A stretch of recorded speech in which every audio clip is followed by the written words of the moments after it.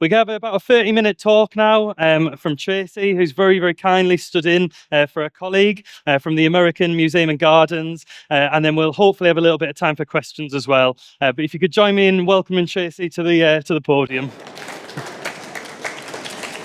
Thank you. My first slide said, "Hello, I'm Neve." I'm not, as I've just been introduced. I'm Tracy, Tracy Foster from the American Museum and Gardens in Bath. And I'm standing in for the membership officer who is going to present Membership Matters. Out of interest, has anyone ever been to the American Museum and Gardens? Well done. Oh, two of you. Well, the rest of you are really missing a treat. It's a beautiful Grade 1 listed Georgian manor house, standing in 125 acres of grounds with beautiful, unique American gardens, housing an American collection of decorative arts, and it sits in an area of outstanding natural beauty, just in the Cotswolds Conservatory, and it probably has some of the best views in the West Country. We value membership a lot at the American Museum and Gardens, and I'm going to tell you now why membership matters so much to us. It's often something that's overlooked in the heritage sector or considered not terribly important, but we believe it brings tremendous value. Membership itself is a donation instead of, like the admissions, it's actually fully a donation. So in that respect, it's VAT exempt and it's usually gift aided. So it's a valuable source of revenue. The members come back time and time again, whereas if somebody has paid for admission to your site, they may or may not come back again that year, but members tend to come back very often. And every time they come back, they'll spend money in your cafe or your shop. Members are more likely to become donors or supporters than anybody else. And actually, it brings about brand loyalty too. So members are our best advocates, spreading by word of mouth about the museum. And they're real champions for the organisation. It also offers us an opportunity for community engagement.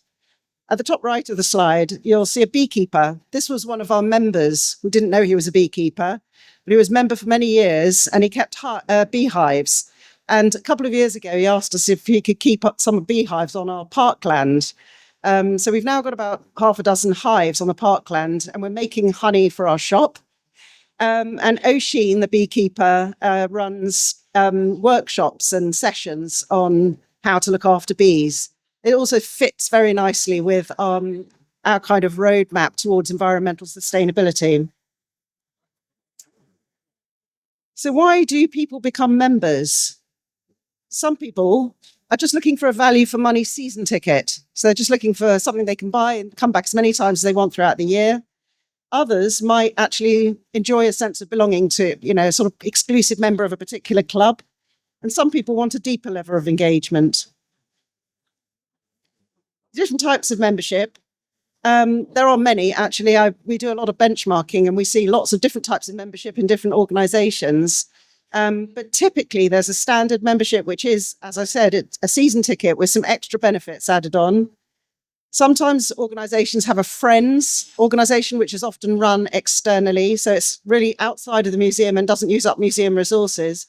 It's run by a group of enthusiasts that raise funds for the organization. And then there is a higher level of patrons called various things, but these are people who bring higher value to the organization. So it costs a lot more to become a patron, but they have a much higher level of engagement and more exclusive benefits like special events. I'd like to tell you a little bit about the American Museum and Gardens. It was founded in 1961 by an Anglo-American couple, Dallas Pratt and John Judkin. One was an American psychiatrist and also billionaire. And the other one was an English antiques collector. And they were partners in business and in life.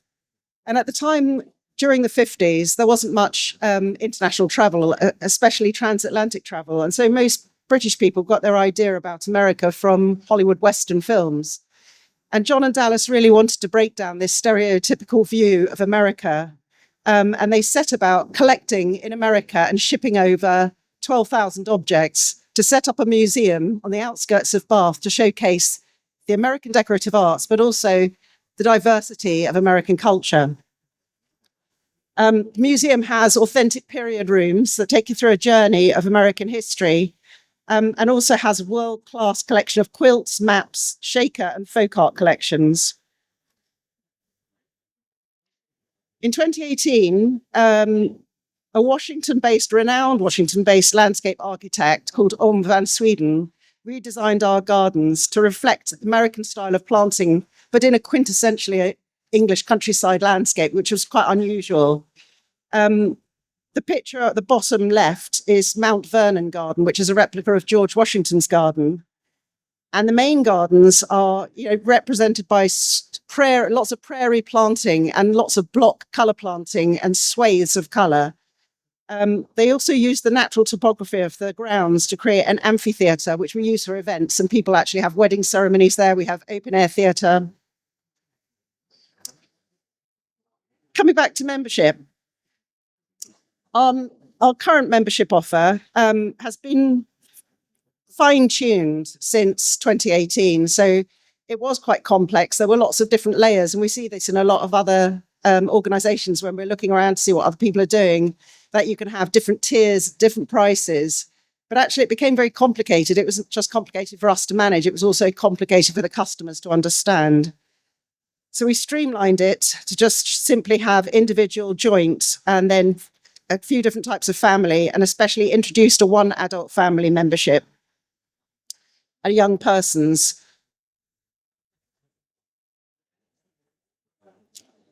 And between 2018 and 2023, we've grown from 400 memberships to 2,000. The 2,000 represents about 4,000 individual members. So this was a really exponential growth. So how do we achieve that growth from 20,000 revenue in 5 years to 100,000 revenue? Well, during the pandemic, we actually did quite well. I hate to say that. It's not a very comfortable thing to say, but because we've got outside spaces, I mean, Bath has 16 museums, but we're one of the only ones that has outside spaces. So for the first 6 months, we were obviously locked up like everybody else. But then when we were allowed to open the grounds for people to enjoy a sense of well-being outside, we actually started to really see a growth in our membership. And prior to this, we also had a much older demographic. And so in 2020, during the pandemic, we fundraised and created and launched a children's garden. And that doubled family membership within 12 months, but has quadrupled it since it opened. So that's made a tremendous difference. It's actually quite a small children's garden, but it's made all the difference.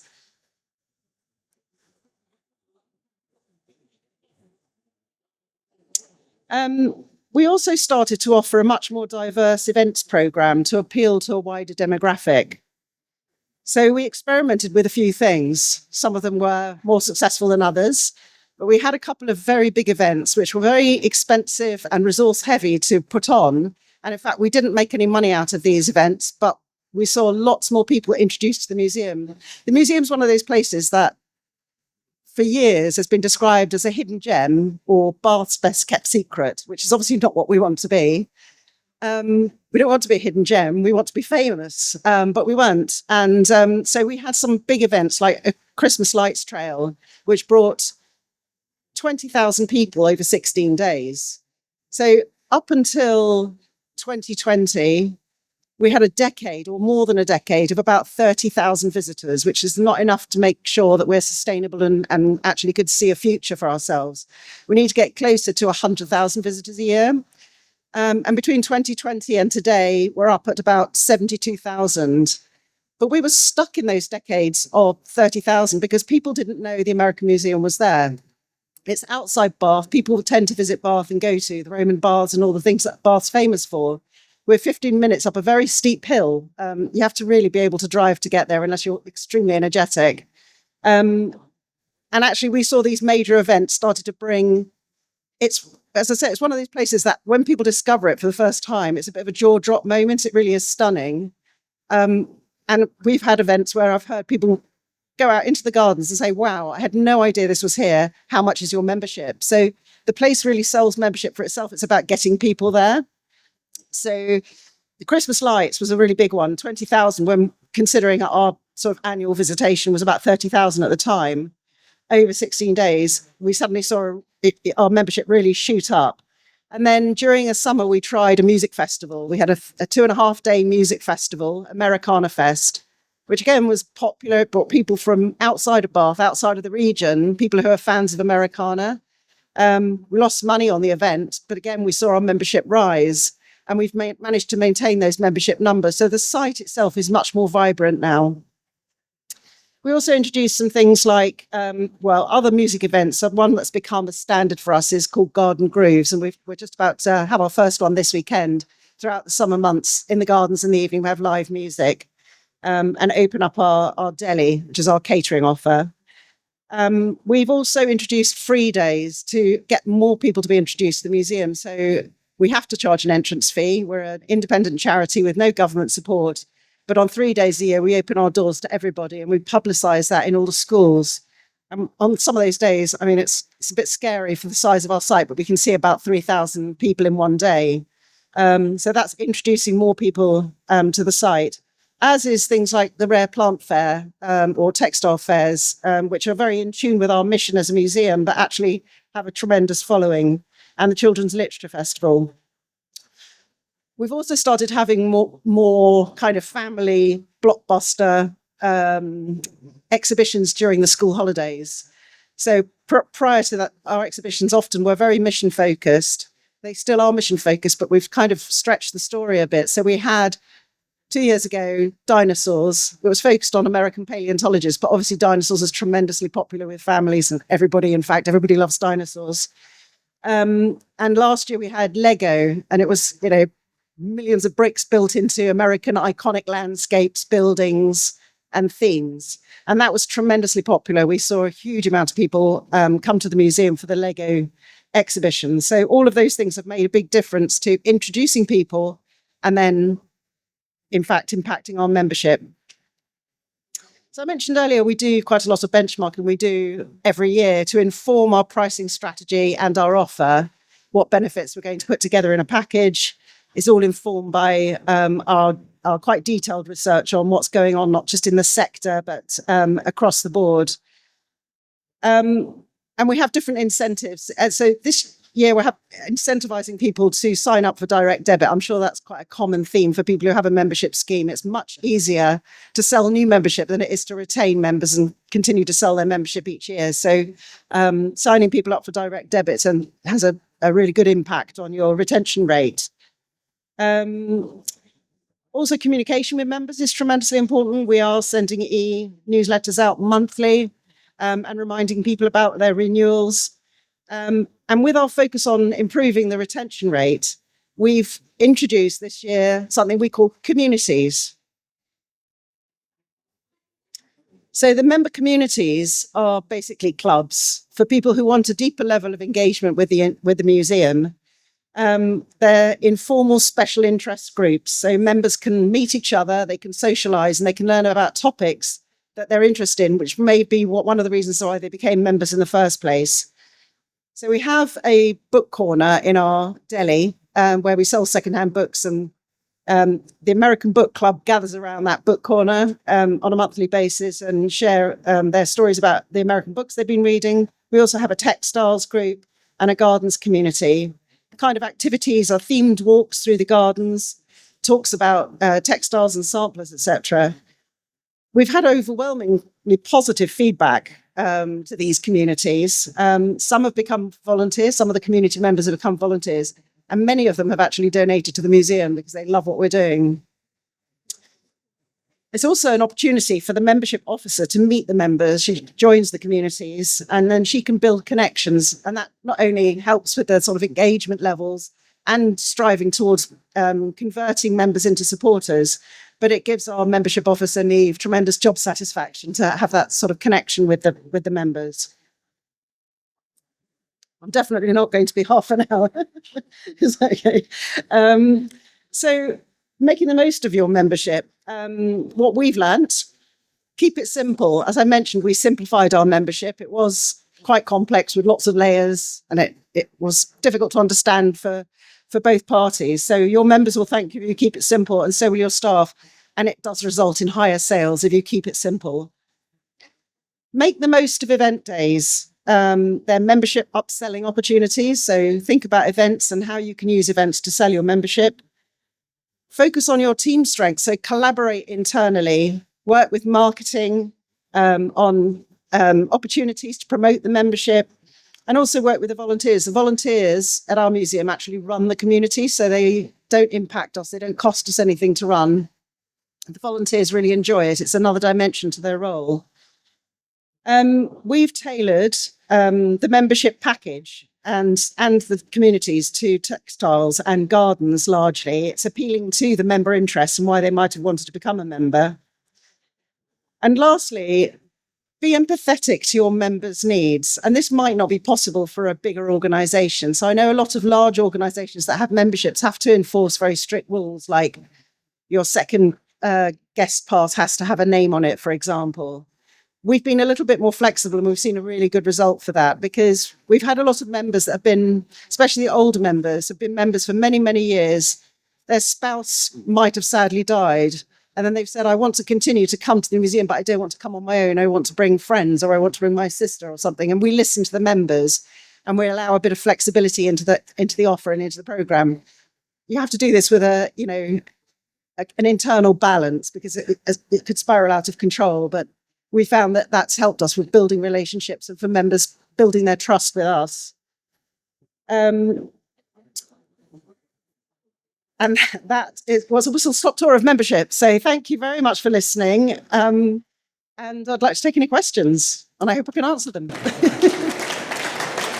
Thank you very much. So we've got a hand mic. So if you'd like to put up your hand if you've got a question, we've got a little bit of time to do that, and we'll bring it round. So has anyone got a question we could put to Tracy down at the front? Should we start there? Thank you very much. Hi, just wondering, did you have to make any changes to any kind of software packages or introduce any new software to manage your membership? Yes, we have. We have actually.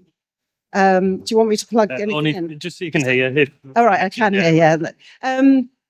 Yes. When I joined the museum, we had quite a clunky system that wasn't very intuitive and was quite difficult to use, and only one person could use it. But in the last year, just over a year, we've introduced a site-wide new CRM system to manage ticketing, admissions, events, marketing, membership, retail, catering. It took a long time to find something that suited us. And I know I traveled around talking to a lot of organizations to find out what CRM systems they were using. And almost everyone I spoke to, including big London museums, said, there's nothing ideal out there. You either get something that's really focused on fundraising, or you get something that's really focused on ticketing, or you get a retail package. And we cobble things together and we can't report. So I don't know if that reflects your experience, but we found something that's working quite well for us. And I can tell you more about it after if you like. Thank you. Do we have a question in the next row? Yeah. What advice would you give to a museum that doesn't have really much that they could offer in terms of a membership, i.e. they're a free museum and they don't really have a regularly scheduled events program or exhibition program? So how would you sort of put something out there that would engage the members, or what's the best way you think you would do that? I don't know if you've tried doing things like behind the scenes sessions or behind the scenes tours. They tend to be quite popular. So I think tours of any sort, whatever you've got, and you can make special interest groups. I don't know if you'd find our community example interesting. You can think about, what your museum's got to offer and particular points of interest that your members might like to gather and socialize over. Are you able to offer, do you have a shop and a cafe? Can you offer discounts there? We can for the shop. We've just recently got a new cafe and we're currently sort of negotiating what that will look like. But previously in an old iteration, they did get discount in the cafe, but we're just finding it hard to find enough to keep them sort of engaged. Communication, a lot of communication. Yes. Thank you. Has anyone else got a question? Well, thank you very much, Tracy, for standing in, doing such an excellent presentation.